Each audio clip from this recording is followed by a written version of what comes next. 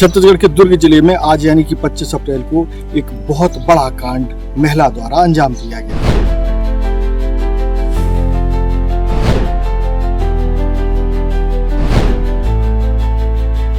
सरोजनी भारद्वाज वो हाथ में चाकू लिए हुए उनके घर के अंदर थी और पूरे चाकू मार मार करके महिला ने अपने प्रेमी के घर में घुसकर उसकी पत्नी और बेटी की चाकुओं से गोद करके हत्या कर दी।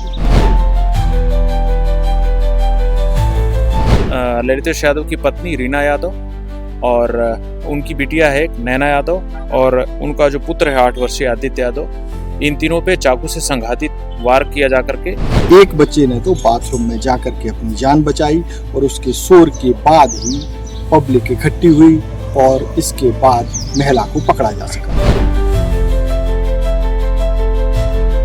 नैना यादव जो ललितेश यादव की पुत्री है उसके द्वारा शोरगुल मचाने पर आसपास के पड़ोसी जब वहां पे इकट्ठा हुए।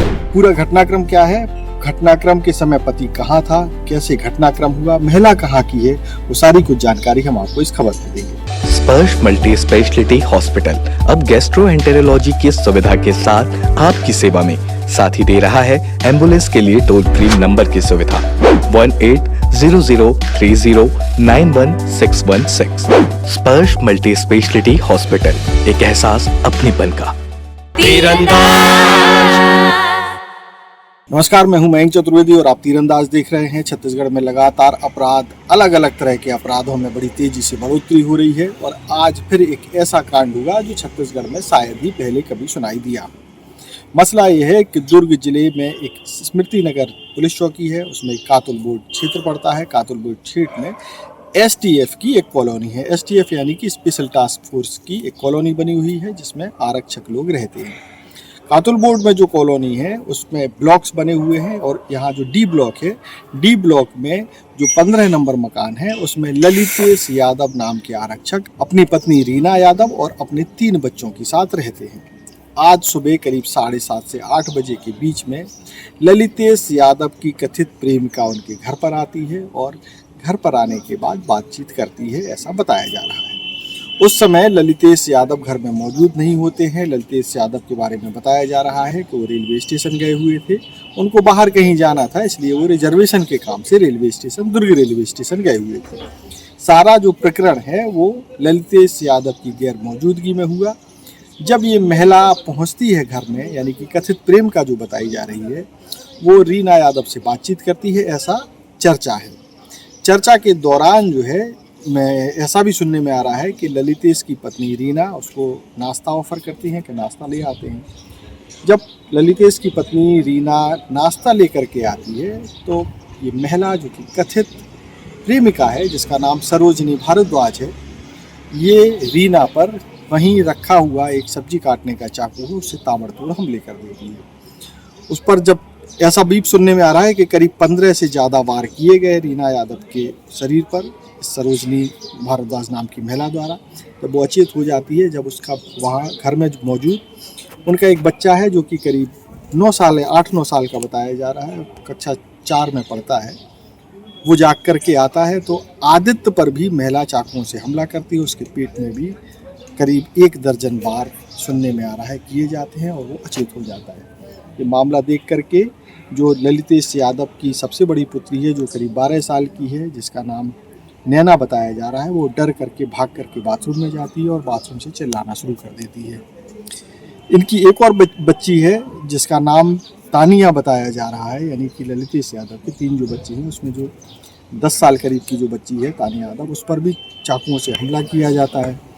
जब ये सारा प्रकरण चल रहा होता है और शोर बढ़ता है तो शोर बढ़ने के बाद मोहल्ले के लोग इकट्ठे होते हैं। जब ये शोर शराबा हो रहा होता है तो मोहल्ले के लोग भी इकट्ठे होते हैं। आपको यहाँ भी बता दें कि ये भी सुनने में आ रहा है कि जब ये पूरा घटनाक्रम हो रहा था तो आरोपी कथित प्रेम का सरोजनी भारद्वाज जो है टीवी के आवाज़ को तेज कर देती है ताकि शोर बाहर ना पहुँच सके।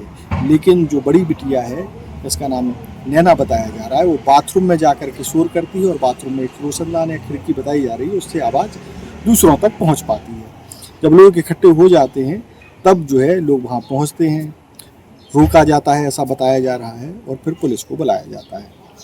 पुलिस और मोहल्ले के लोगों की, साथ ही आरक्षक और उनके परिवार हैं, उनकी मदद से महिला और दोनों बच्चों को अस्पताल ले जाया जाता है।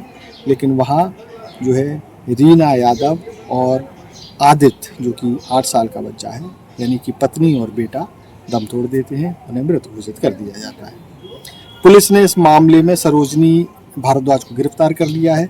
ये मूलतः शक्ति जिले की रहने वाली है, जयपुर इलाके की है। और ऐसा भी सुनने में आ रहा है कि ये एक रोज पहले भी, यानी कि आज 25 तारीख है, 24 अप्रैल को भी दोपहर में उनके घर पहुंची थी। तब ललितेश यादव मौजूद थे। ललितेश यादव उसको समझा बुझा करके वापस घर भेज देते हैं, यानी अपने घर से तो वापस भेज देते हैं। लेकिन आज सुबह करीब 7:30 से 8 बजे के बीच सरोजनी भारद्वाज फिर से पहुंचती है और पूरे कांड को अंजाम दे देती है। इस पूरे प्रकरण में सीएसपी क्या बता रहे हैं वो आपको सुनवाते हैं। स्मृतिनगर चौकी क्षेत्र के कातुल बोर्ड स्थित एसटीएफ कॉलोनी के डी ब्लॉक में D15 में एसटीएफ के आरक्षक ललितेश यादव रहते हैं। ललितेश यादव के मकान में D15 में उनकी पत्नी और उनके 3 बच्चे ये रहते हैं। आज 7:30 बजे से 8 बजे के बीच में प्रातः ललितेश यादव रिजर्वेशन के काम से रेलवे स्टेशन दुर्ग गए हुए थे। उसी दौरान सरोजनी भारद्वाज नाम की महिला उनके घर में बलात् प्रवेश की। उनकी पत्नी और बच्चों से लड़ाई झगड़ा के दौरान जो सरोजनी भारद्वाज है आरोपिया, उसके द्वारा ललितेश यादव की पत्नी रीना यादव और उनकी बिटिया है एक नैना यादव और उनका जो पुत्र है 8 वर्षीय आदित्य यादव, इन तीनों पे चाकू से संघातित वार किया जा करके और काफ़ी चोटें पहुंचाई गई। घटना में नैना यादव जो ललितेश यादव की पुत्री है, उसके द्वारा शोरगुल मचाने पर आसपास के पड़ोसी जब वहाँ पे इकट्ठा हुए तो उनके द्वारा ये देखा गया कि जो आरोपिया है सरोजनी भारद्वाज, वो हाथ में चाकू लिए हुए उनके घर के अंदर थी और पूरे चाकू मार मार करके चाकू से उसने नैना यादव को, आदित्य को और जो ललितेश की पत्नी रीना यादव, उन तीनों पे उसने कई वार करके उनको घायल कर दिया था। पड़ोसियों की सहायता से तत्काल सभी तीनों जो घायल व्यक्ति थे, रीना यादव, आदित्य और नैना जो 12 वर्षीय बच्ची है, तीनों को हाईटेक हॉस्पिटल में उपचारार्थ भर्ती करवाया गया था, जहां पे इलाज के दौरान आदित्य यादव 8 वर्षीय और रीना यादव, इन दोनों की दुखद मृत्यु हो गई है। प्रकरण में स्मृतिनगर पुलिस के द्वारा हत्या एवं हत्या के प्रयास के तहत आरोपिया सरोजनी भारद्वाज के विरुद्ध अपराध कायम किया गया है। प्रकरण में एफएसएल टीम को तत्काल बुला करके और घटनास्थल का निरीक्षण कर आवश्यक साक्ष्य संकलन किया गया है। साथ ही जो आरोपिया है उसको अभिरक्षा में लिया जा करके उससे घटना के संबंध में विस्तृत पूछताछ की जा रही है और अग्रिम कार्रवाई की जा रही है। महिला कहाँ की रहने वाली थी, पहले से परिचित थी? महिला मूलतः जांजगीर चांपा की रहने वाली है और वर्तमान में जो जानकारी वहाँ के आस पड़ोस के लोग बताए उसके हिसाब से वो कल 3 बजे भी आई थी वहाँ पे, जिसको ललितेश यादव द्वारा समझा बुझा करके वापस भेज दिया गया था। घटनास्थल के निरीक्षण और घटनास्थल में जो वस्तुस्थिति है, जो साक्ष्य हैं, उसके हिसाब से ऐसा प्रतीत होता है कि महिला प्री प्लान करके और वहाँ आई है घर में और घर में ललितेश यादव की पत्नी रीना यादव और उसके 8 वर्षीय बालक की उसके द्वारा चाकू मारकर हत्या की गई। तो ये था पूरा मामला कि किस तरीके से एक कथित प्रेमिका घर में घुस करके अपने कथित प्रेमी की पत्नी और बेटे की निर्ममतापूर्वक जान ले लेती है और एक बच्ची घायल बताई जा रही है। तो एक तरीके से देखा जाए तो छत्तीसगढ़ में इस तरह के अपराधों में लगातार बढ़ोतरी हो रही है, जो कि बीभत्स तरीके से अंजाम दिए जा रहे हैं।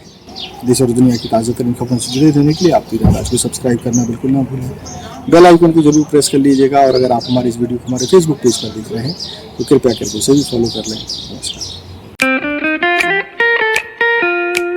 खुश है तो कोई खुशी मना ले, छोटा बड़ा केक मंगा ले, संगम में मिलता है बढ़िया केक, संगम में मिलता है बढ़िया केक। तीरंदाज।